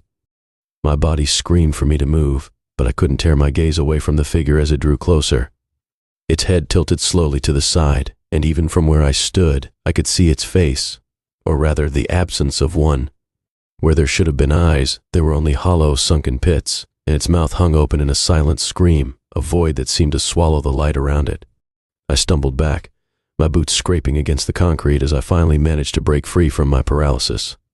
I spun around and bolted toward the door, not daring to look back. As I reached the exit, I grabbed the handle and yanked, but it wouldn't budge. I pulled harder, desperation mounting, but the door was locked. I was trapped. Panic surged through me as I pounded on the door, hoping, praying that someone would hear me. The scraping sound grew louder behind me, the chain dragging closer, each clink a death knell in the silence. I forced myself to turn around, my heart pounding in my throat. The figure was still there, standing motionless now, halfway down the aisle. It was watching me, or at least I thought it was. Those hollow pits where its eyes should have been seemed to bore into me, freezing me in place. The chain hung limply from its hand, the hook swinging slightly as it tilted its head to one side. What do you want?" I stammered, my voice barely a whisper. The figure didn't respond. Instead, it raised one skeletal hand, pointing a bony finger in my direction. My blood ran cold as it took a step forward, dragging the chain once more. I couldn't take it anymore. Adrenaline took over and I turned and ran, darting down the narrow aisles between the shelves, hoping to find another way out. My boots echoed through the empty warehouse, the sound mingling with the relentless scraping of the chain behind me. I zigzagged through the rows, glancing over my shoulder every few seconds. The figure was still following me, moving with a slow, deliberate pace that somehow felt even more terrifying than if it had been running. I reached a dead end and spun around, chest heaving as I tried to catch my breath. My mind raced, desperately searching for a way out. I couldn't go back, not with that thing following me. My eyes darted around, and I spotted a door to a stairwell on the other side of the room. Without hesitation, I bolted toward it, my footsteps pounding against the floor. I grabbed the handle and pushed, stumbling into the stairwell. The door swung shut behind me, and I leaned against it, gasping for breath. But the reprieve was short-lived. I could still hear the faint scraping of the chain, echoing from the other side of the door. I bolted up the stairs, taking them two at a time, my heart pounding as I climbed higher and higher. When I reached the top floor, I found myself in another vast empty space, lined with rows of forgotten boxes and machinery.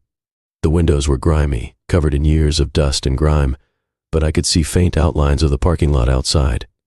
I ran to one of the windows and peered out, looking for an escape. There was no way down, no fire escape, no easy exit. I was trapped. A creak sounded from the stairwell, and I felt my blood run cold. It was coming. Slowly, methodically, it was climbing the stairs, each step bringing it closer. I backed away from the window, my mind racing.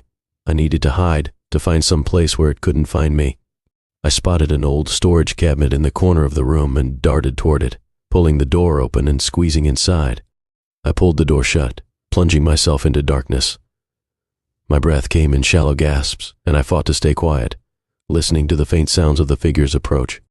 The scraping grew louder, echoing through the room as it reached the top of the stairs. I could hear it moving slowly, methodically, searching the space. Every nerve in my body screamed at me to run, but I held my breath, willing myself to stay hidden. The footsteps grew closer, passing by the cabinet. I could feel its presence just outside, the air heavy with the scent of rust and decay. My hands were trembling, my heart pounding so loudly I was sure it would give me away. And then, silence. I waited, counting the seconds, straining to hear any sound. But there was nothing. Slowly, cautiously, I cracked open the cabinet door, peeking out into the empty room. It was gone. I let out a shaky breath, relief flooding over me. I stepped out of the cabinet, glancing around to make sure it wasn't lurking nearby. The warehouse was silent once more. Without wasting another second, I ran back down the stairs, not stopping until I reached the loading bay. This time, the door opened, and I burst outside, gulping in the cold night air. I didn't look back as I sprinted to my truck, jumped inside, and started the engine. The wheels screeched as I sped away from the warehouse, leaving that nightmare behind. To this day, I don't know what I saw in that warehouse, but I'll never forget those hollow eyes, the dragging of the chain, and the silent terror that followed me through the night. The road is my home, and the truck is my sanctuary. Every night I roll through the quiet expanse of highways and back roads, my only companions being the radio static and the occasional flicker of headlights. But on this particular night, something felt different. Something felt off. It was well past midnight, and I was on a remote stretch of Interstate 40, the black asphalt gleaming beneath a moonless sky. The only sound was the rhythmic hum of my diesel engine and the tires thumping against the road. I had just finished a long shift, hauling a load of fresh produce to a distribution center. The warehouse was only a few hours away, but I felt a gnawing fatigue setting in. I decided to pull over at a rest area to stretch my legs and grab a quick bite. The rest area was deserted, the flickering lights casting eerie shadows on the cracked pavement. I parked my rig in one of the farthest spots, hoping to avoid any unwanted attention. Stepping out into the cool night air, I felt a chill run down my spine, though I brushed it off as nothing more than the drop in temperature. As I walked toward the restrooms, I noticed the ominous silence. No crickets chirping, no distant sounds of vehicles passing by, just an unsettling stillness that made the hairs on the back of my neck stand on end. I took a deep breath, shaking my head. Get a grip, I told myself. It's just the isolation of the open road playing tricks on me. I finished in the restroom and decided to grab a snack from my truck. As I made my way back, I spotted a figure standing near the edge of the rest area, half hidden in the shadows. My instincts kicked in. The figure looked disheveled, wearing a tattered jacket and jeans, with unkempt hair hanging over his face. He seemed to be watching me, a sinister stillness about him. "Hey there, buddy. Need a ride?" I called out, trying to sound casual. The figure didn't respond, just stood there, motionless. I felt a shiver run through me, but shrugged it off. Maybe he was just another traveler caught in a rough spot. I turned to head back to my truck, but I couldn't shake the feeling of being watched. Once inside the cab, I locked the doors and turned on the radio. Static crackled, but I quickly found a classic rock station. As the familiar tunes filled the air, I tried to push aside my unease and focus on the drive ahead. But every time I glanced in the side mirror, I caught a glimpse of the figure standing there, still watching. Minutes turned into what felt like hours. Finally, I turned off the radio and decided to get back on the road. I needed to clear my head and shake off the feeling that someone was out there, lurking just beyond my vision. As I merged back onto the highway, the truck's headlights illuminated the dark stretch of road ahead. I settled into a comfortable rhythm, but the shadows seemed to close in around me. A thick fog rolled in, enveloping the highway in an eerie haze. I could barely see beyond the reach of my headlights, and the familiar landscape transformed into an otherworldly void.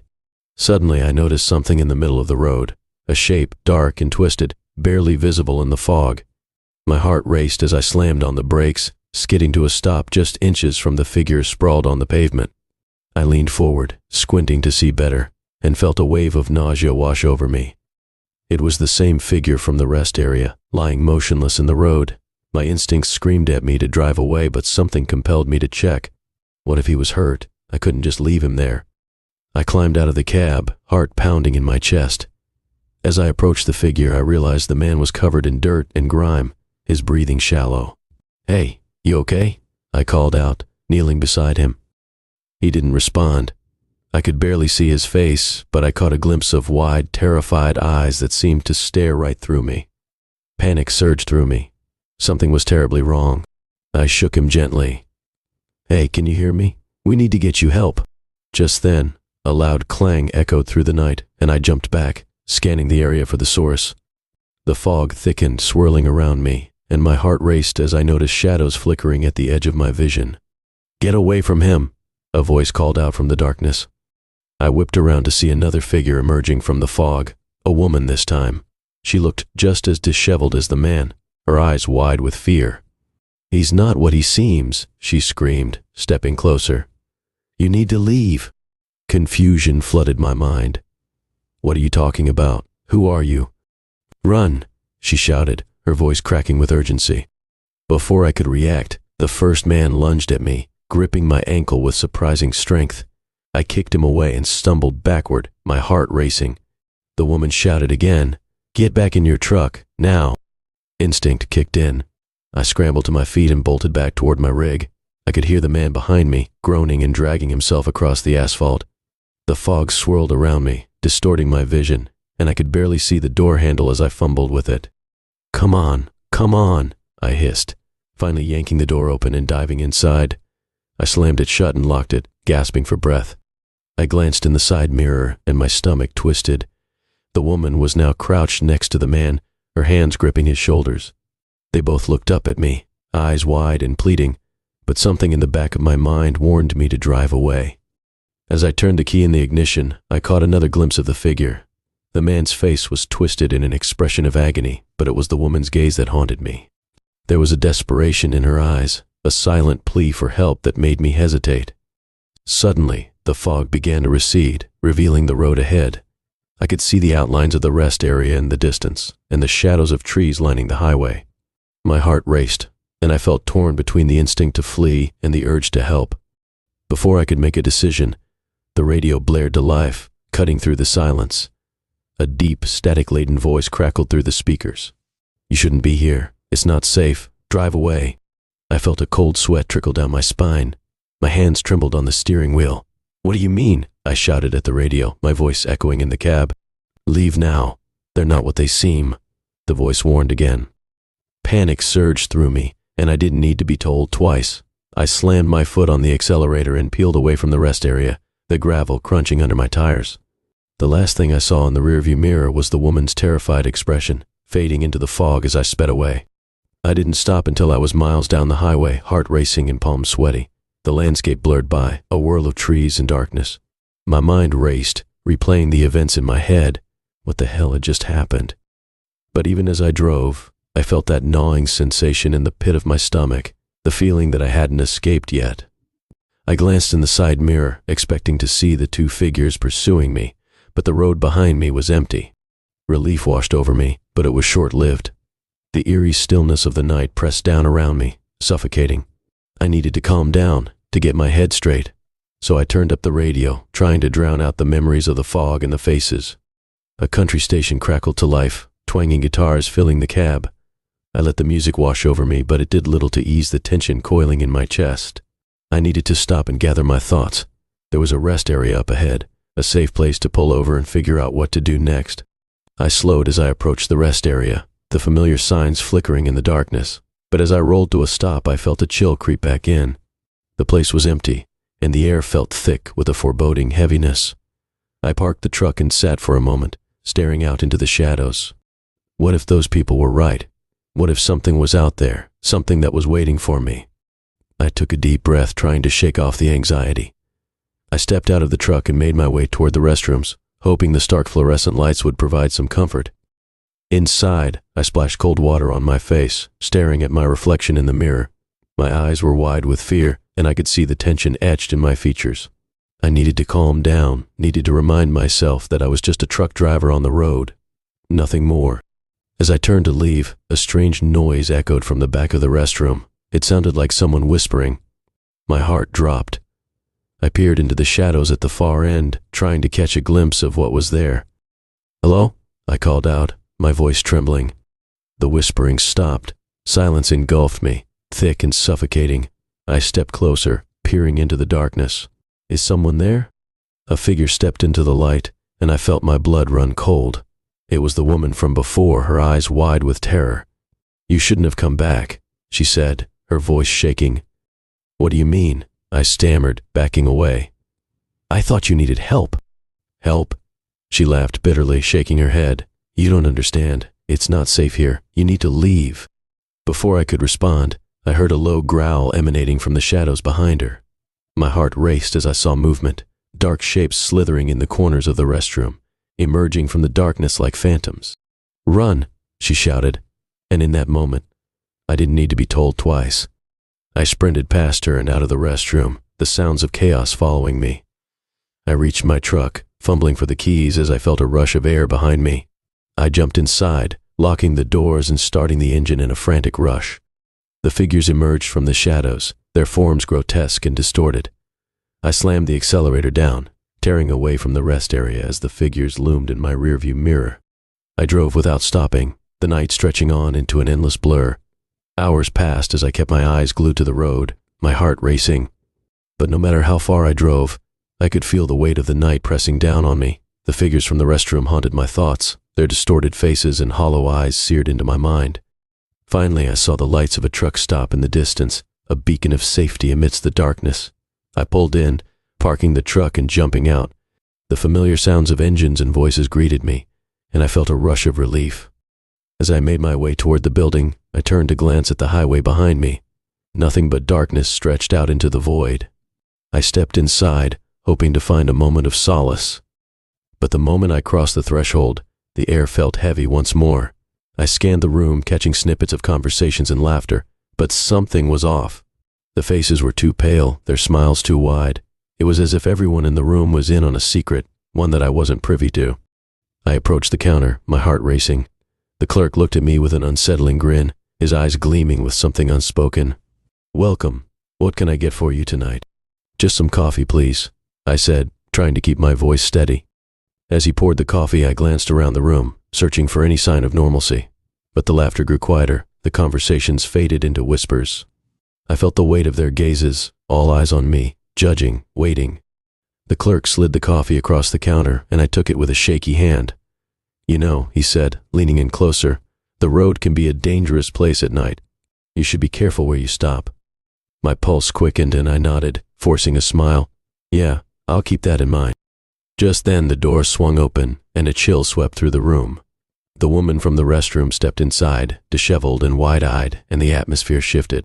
"Leave," she screamed, her voice echoing through the truck stop. "Get out while you can." The patrons turned to look at her, their expressions blank. The clerk's grin widened, revealing too many teeth. "I think you've overstayed your welcome, ma'am," he said, his tone dripping with malice. I felt a surge of panic, my heart racing as I stepped back. The woman turned to me, desperation in her eyes. "You have to go. They'll come for you next." I dropped the coffee and bolted for the exit, the weight of the night closing in around me. As I burst outside, the air felt heavy with dread. I sprinted back to my truck, fumbling with the keys as I glanced over my shoulder. The truck stop loomed behind me, shadows flickering at the edges of the light. I finally got the door open and jumped inside, slamming it shut and locking it. I started the engine, my hands shaking as I gripped the wheel. As I pulled away, I glanced in the rearview mirror one last time. The woman stood in the doorway, her figure silhouetted against the light, surrounded by the patrons of the truck stop. They all stared at me, their eyes hollow and lifeless. I tore down the highway, my heart racing as I left the nightmare behind. The darkness enveloped me once more, but now I felt a glimmer of hope. I'd escaped. I'd made it out alive. But even as I drove, I couldn't shake the feeling that the road would never truly let me go, that the shadows would always be lurking, waiting for the next unwary traveler to come down the path of end of the line. The night air was crisp as Hank Peters rolled out of the truck stop diner, the scent of burnt coffee still lingering in his nostrils. He had spent too long nursing a cup, listening to the chatter of weary truckers swapping tales of the road. But tonight was different. Tonight something felt off, a prickling sensation at the back of his neck that he couldn't shake. He climbed into the cab of his rig, a 2006 Kenworth with more miles than memories. The dashboard glowed faintly in the dark and he adjusted his cap, flicking on the headlights that pierced through the thick fog rolling in from the fields. "Just another night," he muttered to himself, shifting the gear and pulling onto the highway. The hum of the engine beneath him felt comforting, a lullaby of solitude as he merged onto the open road. But as the miles stretched on, the fog thickened, swirling like a living thing around his truck. Visibility dropped to near zero, and the familiar stretch of highway transformed into an eerie, empty corridor. Hank cursed under his breath, adjusting the radio to drown out the unsettling quiet. The static filled the cab, almost welcoming, until a voice broke through. "Help me." Hank's heart raced. He turned the dial thinking it was a prank or some late-night show, but the voice persisted. "Help me. I'm lost." "Damn radio," he muttered, slamming the dial to silence. He rubbed his eyes, willing the fatigue to disappear. The road ahead was a gray abyss, and he had a delivery to make by dawn. The voice echoed in his mind as he drove, a disembodied plea that gnawed at his thoughts. Hours ticked by, and he lost track of time. It was just him, the road, and the haunting whisper that lingered in the corners of his mind. Just as he thought the night couldn't get any stranger, a flicker of movement caught his eye. He slammed on the brakes, the truck screeching to a halt. There, on the side of the road, stood a figure, a woman, drenched and shivering. He hesitated, torn between the urge to help and the warnings he had heard from fellow truckers about picking up hitchhikers.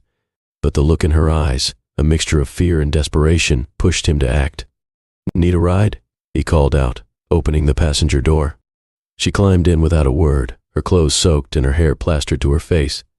Hank could see her shivering, and a sense of unease washed over him. "What's your name?" he asked, trying to break the silence. "Rachel," she whispered, her voice barely audible over the roar of the engine. "Where are you headed?" "Anywhere but here," she replied, staring out into the fog as if it held the answers she sought. "Yeah, it's a strange night," he said, forcing a chuckle. "You're lucky I found you." Rachel didn't respond. Instead, she shifted in her seat, her fingers digging into the fabric as though bracing herself against something unseen. Hank glanced at her, a flicker of concern rising in his chest. "Are you all right?" he asked. I just need to get away," she stammered. "Please drive faster." The unease deepened. "Okay, just hold on." He pressed the accelerator, feeling the truck lurch forward as they sped into the darkness. As they drove, Hank tried to make small talk to ease the tension. "So what brings you out here?" he asked, glancing sideways. But Rachel's gaze remained fixed on the window, her expression distant. "It doesn't matter, just drive." He felt a chill, the fog swirling thicker outside, wrapping around the truck like a shroud. The road felt endless, and the sense of isolation began to creep in. The radio crackled back to life, and he turned it off again, but not before he caught a snippet of another voice. "Help me, help me." "Did you hear that?" he asked, looking at Rachel. She flinched, her eyes widening. "No, don't listen to it." "What do you mean?" "Just drive," she cried, her voice laced with panic. Hank's pulse quickened as he obeyed, the truck careening forward. He tried to shake the growing sense of dread, focusing instead on the road, but the fog had become suffocating. The headlights struggled to penetrate the haze, illuminating only a few feet ahead. And then it happened. Out of nowhere, a figure appeared in the road, an apparition, pale and translucent. Hank slammed on the brakes, the truck skidding to a halt just inches from the specter. "What the hell was that?" he gasped, his heart racing. Rachel turned to him, her face pale. "Drive, now!" With no time to think, Hank punched the gas. The tires squealed as they shot past the figure, now standing still in the rearview mirror, its expression frozen in anguish. "What was that?" Hank shouted, adrenaline coursing through his veins. "Just drive," Rachel screamed, her voice breaking. The miles blurred into a disorienting haze as they continued down the road, the fog thickening further with every passing moment. Hank could feel Rachel's panic radiating through the cab, and he tried to focus on anything but the spectral figure they had seen. "Rachel, what's going on? Who was that?" he asked, desperation creeping into his voice. It's the road," she stammered, her eyes darting around. "People who don't get out, who can't escape." "Escape from what?" he pressed, trying to keep his focus on the road. "The past. Their mistakes. It traps them here, and it won't let them go." "Then why are you here?" Hank asked, the words escaping before he could stop them. "I was looking for him. My brother," she said, her voice trembling. "He disappeared a long time ago. I thought I could find him, but—" Her words trailed off, leaving a heavy silence in the air. The road ahead began to twist unnaturally, like a serpent coiling upon itself. Hank felt the truck swaying slightly, the heavy fog pressing in from all sides. "Rachel, if this is a joke, it's not funny," he said, trying to maintain control. "You need to tell me the truth." "I am," she cried. "You don't understand. The road feeds on our fear and regret. We can't let it take us." As the fog swirled around them, Hank's grip on the steering wheel tightened. His mind raced with thoughts of escape, but the road seemed to stretch endlessly before him, twisting in ways that defied logic. And then he heard it again, the voice, faint and echoing. "Help me, please." Hank gritted his teeth, fighting the urge to listen. "No, not again," he shouted. "Don't listen," Rachel urged, her voice rising in pitch. "Keep your eyes on the road." But the voice grew louder, clearer, drowning out everything else. "Help me, I'm lost, please." Suddenly the truck hit a bump, jostling them violently. Hank cursed as he fought to regain control, but the road was turning into a nightmare. It felt like they were driving through a labyrinth, the fog closing in tighter. wrapping around them like a suffocating blanket. "We need to turn back," Rachel shouted, panic etched across her face. "We can't keep going." Hank felt a wave of frustration crash over him. "I can't. I don't know how." The words hung in the air like a confession, revealing the truth he had tried to deny. And then, the figure appeared again, this time directly in front of them. Hank slammed on the brakes, the truck skidding to a halt just in time. The apparition was a man, his face twisted in pain, eyes wide with despair. Hank felt his heart drop as recognition hit him like a freight train. "Mark," he whispered, a name that had haunted him for years. The memory of the accident flooded back. How it had all gone wrong in an instant, the screeching of tires, the impact, the guilt that had consumed him since that fateful night. "Help me," Mark's voice echoed, pleading, as he reached out. "No," Hank shouted, panic seizing him. "Get back." But the figure advanced, and Hank felt the suffocating fog wrap around him, threatening to pull him under. Rachel screamed beside him, but her voice felt distant, drowned out by the memory of the past. "Help me," Mark cried again, the anguish in his voice tearing at Hank's heart. "Don't listen," Rachel shouted, her hands gripping the dashboard. "We have to go, now." With sheer willpower, Hank slammed the truck into gear and roared forward, the engine roaring to life as they sped past the apparition. The road twisted violently, but Hank fought to keep control, his hands shaking as he wrestled with the steering wheel. The fog began to dissipate, revealing a clearer stretch of highway ahead. "Keep driving," Rachel urged, her voice a mixture of fear and determination. "We can escape this." Hank pressed on, the memories of his past clawing at him. "Mark," he shouted, feeling the weight of guilt surge within him. "I'm sorry. I didn't mean to." "Don't," Rachel screamed, cutting through his thoughts. "You can't help them. They're trapped." The headlights illuminated the road ahead, and Hank felt a surge of adrenaline. He had to let go of the past, of the guilt, of the mistakes that haunted him. With a final burst of speed, he pushed the accelerator down, feeling the truck lurch forward. The fog swirled around them, but this time it felt different, less suffocating. It began to clear, the darkness lifting as they barreled down the highway. As the first light of dawn broke over the horizon, the fog dissipated completely. Hank pulled the truck to the side of the road, panting heavily, sweat beading on his forehead. Rachel sat beside him, her expression a mixture of relief and disbelief. "We made it," she said, her voice trembling. "Yeah," Hank replied, his heart still racing. "But what was that? What happened back there?" "It's the road," she said softly. "It preys on those who can't let go. You faced your past, Hank. You broke the cycle." He looked ahead, the sun rising over the fields, casting a warm glow on the asphalt. For the first time in years, he felt a sense of hope. "I won't forget them," he said, his voice steady. "But I need to move on." Rachel nodded, tears in her eyes. "You will. Just remember you're not alone anymore." Hank took a deep breath, feeling the weight of the night lifting,